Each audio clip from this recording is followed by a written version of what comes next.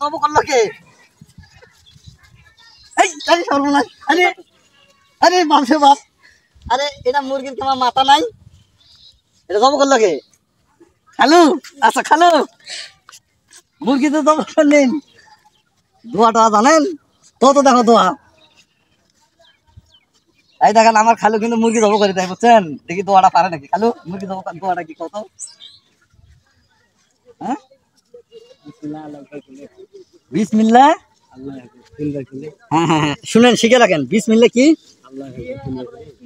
বিসমিল্লাহ আল্লাহু আকবার তিনবার বলেই হয়। খালি বেল হইলে তো আমার হলো বিসমিল্লাহ আল্লাহু আকবার তিনবার বলেই মানে জায়েজ আছে নাকি?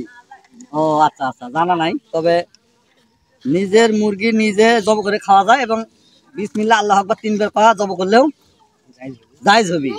যাক, জিনিসটা জানা ছিল না। আপনারা কমেন্ট বক্সে কমেন্ট করে জানাবেন আসলে এটা জায়েজ হবে কি না, আমরা কিন্তু জানি না।